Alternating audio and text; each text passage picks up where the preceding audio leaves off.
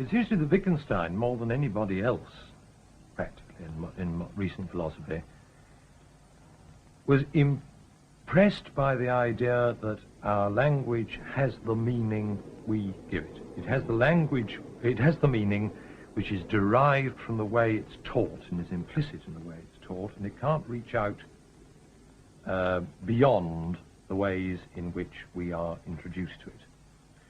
And he combined that also with a very radical and a very interesting set of reflections about the ways in which a practice or rule which has already been acquired can or can't bind you for the future. He saw there was something mysterious about the idea of saying, as we do when we teach some rule of behavior, because you've done so-and-so up to this point, you must do so-and-so in this next situation. He said, why am I not free? Yes.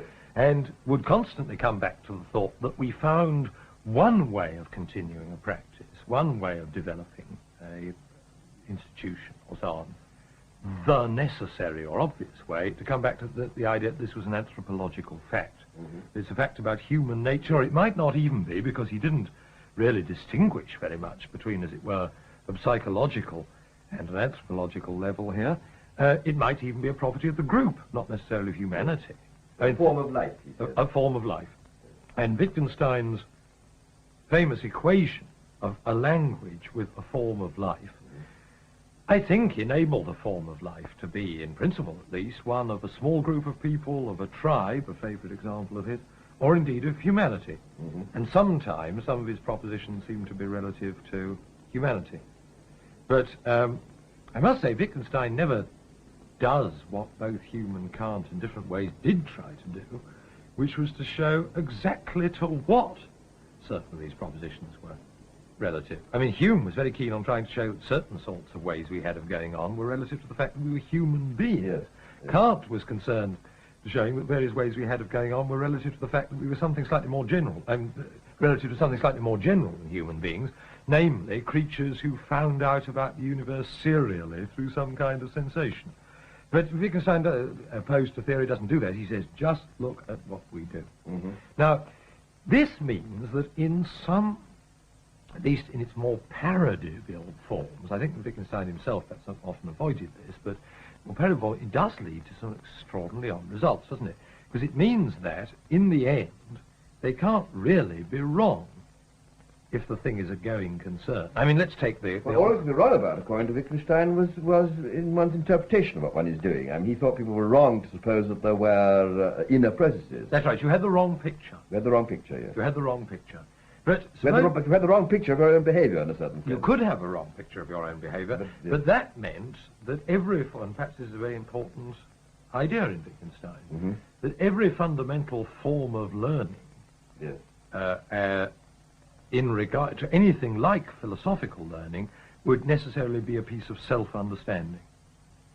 And this is what many people have found, as it were, the Socratic or almost existentialist element in Wittgenstein, that what we come to understand when we see we were wrong was some sense in which we've deceived or misled ourselves. Well, about another part of ourselves, I mean, misled about our use of language, in fact, but not misled about our characters or well, that I think is not altogether clear. Because while indeed Wittgenstein tends to say always that what we are mistaken about is the nature of our language, his concept of our language is so generous that to be mistaken about our language is to be mistaken about our form of life. And therefore it's the way to have a wrong picture of what one is oneself fundamentally at. I think, like everybody else who's working in philosophy now and has been brought up in this tradition, it would be preposterous and wrong to deny that one had been influenced very much by this work. I mean, it's even if only negatively. Partly because of the enormous imaginative power. Yes. I mean, such enormous... Oh, it's a great literary achievement. Yes, it's a literary philosophy. I mean, of course, it's tremendous part of the British tradition always to oppose those two thoughts. Yes. I mean, it's, for instance, the case of a writer like Nietzsche, to whom, of course, Wittgenstein bears a very strong resemblance in a lot of ways. The literary and the philosophical achievement are not totally distinct from one. Well, let's take it in a concrete case. Let's take the implications many people have drawn from Wittgenstein, and whether he himself would have approved of them, for religious discourse. I mean, as I understand it, the idea is that religious language is, again, its own form of life with its own criteria, consists in carrying out certain practices, and it can't be criticized.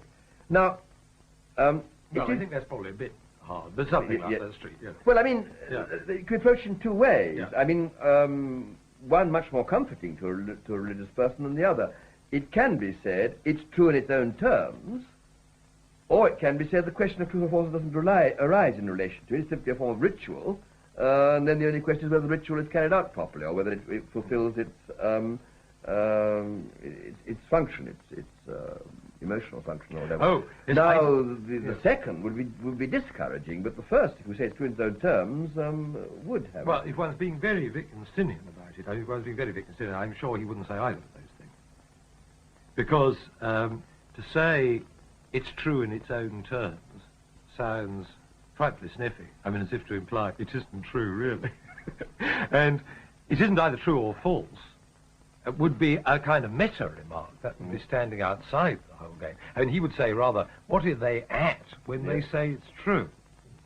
I mean, I think actually, as I think Dummett once remarked, the concept of truth plays an extraordinarily small part in the later philosophy of Wittgenstein. Meaning is not connected with truth in the later philosophy of Wittgenstein. Meaning is connected with going on. I mean, it's connected with assent, not with truth. To discover what the proposition means is to discover what elicits assent from the group, I think, rather than trying to transcend the whole practice to some notion of truth conditions, I think. Of course, Wittgenstein was prepared to say these sentences, these propositions, get their meaning from the form of life in which they're embedded. Well, the form of life certainly exists. And their going on in this way is what it is to come to understand what these religious propositions mean. But of course, for the believers, and I'm not here quoting Wittgenstein, but one's bound to say this oneself, for the believers, their meaning was supposed to transcend these situations in which they practiced in this way. It seems to be very odd, because this seems to be to sever meaning from truth. Yes, but I think that that's what Wittgenstein's theory of language tends to do. I mean, I think they're about acceptance conditions, conditions in which other people will say yes, rather than some, as it were, independently conceived truth conditions. As other now, do you philosophers think that he thought the question of truth couldn't be raised with regard to these propositions, or just that it wasn't interesting to raise it? I think he thought that it meant something else in regard to these propositions. Well, this is what I meant by saying earlier that he represented them as being true in their own terms. Yes, but true in their own terms would mean there's some way of their counting as true, yes. But in this case, it seems to be so difficult for him or his supporters to say that the picture that so many of the earlier believers had, namely of a reality distinct from them and this world to which these propositions correspond or fail to correspond, so difficult for the Wittgensteinians to say that this was just a wrong picture. Or, let me put it this way, if this was a wrong picture, what it shows is wrong is religion, not a certain interpretation of religion. I mean, that's the point, isn't it? In this case, you couldn't say religion and all the meaning of religion really exists, but it exists in the practices of this world. Any picture of it corresponding to a transcendental reality is just a false picture, because it was the point of those practices to correspond to a transcendental world. So once you're persuaded that the idea of it corresponding to a transcendental world is nonsense, then what you do is stop engaging in the practices.